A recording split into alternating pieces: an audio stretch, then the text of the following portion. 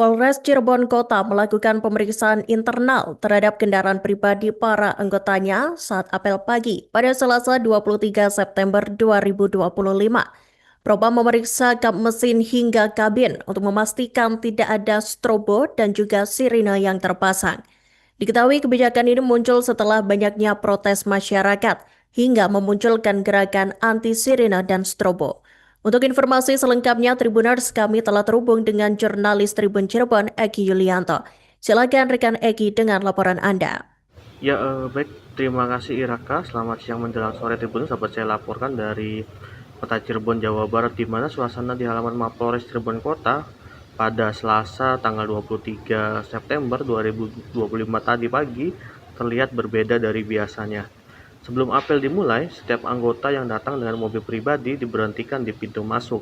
Bukan razia lalu lintas, melainkan pemeriksaan internal yang dilakukan langsung oleh Propos Polres Cirebon Kota.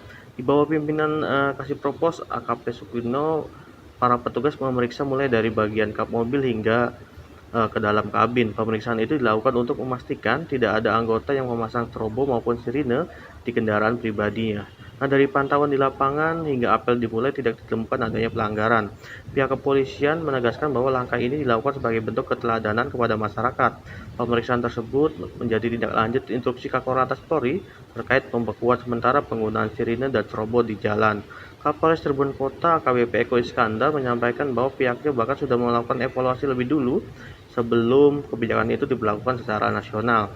Ia menjelaskan bahwa penggunaan sirine khususnya sudah dilarang bagi anggota dalam pelaksanaan tugas.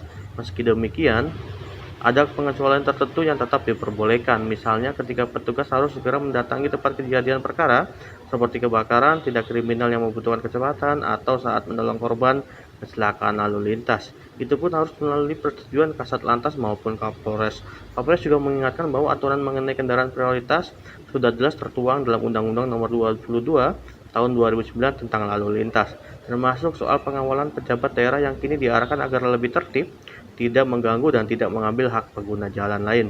Bahkan sempat viral pengawalan pejabat yang berjalan tanpa sirine sama sekali, berhenti di lampu merah dan tetap mematuhi aturan lalu lintas.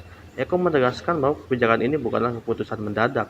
Selama 3 bulan terakhir, pihaknya sudah melakukan evaluasi menyeluruh dengan mempertimbangkan berbagai masukan dari masyarakat. Karena itu, ia memastikan bahwa di luar 3 kondisi darurat, yakni kriminalitas, kebakaran, dan kecelakaan, penggunaan sirine dan strobo tetap dilarang. Sebagai tambahan informasi, Tribuners dan Iraka, bahwa Kakor Lantas Polri Irjen Agus Suronugroho sebelumnya telah menyampaikan bahwa pelarangan sementara ini berlaku untuk semua kendaraan, tidak hanya milik pribadi, tetapi juga milik pejabat negara maupun pejabat daerah. Kebijakan itu diambil setelah maraknya protes masyarakat hingga muncul gerakan anti sirine dan strobo di berbagai daerah. Demikian Iraka, kembali ke studio. Ya, jadi untuk penggunaan sirine dan rotator, ya ini kita sudah melaksanakan evaluasi jauh hari sebelumnya. Ya, khusus untuk sirine, ini kita sudah melarang anggota kita untuk menggunakan sirine dalam pelaksanaan tugas. Ya, kecuali satu mendatangi TKP yang memang butuh segera petugas untuk hadir, ya contohnya. Download Tribun X sekarang, menghadirkan lokal menjadi Indonesia.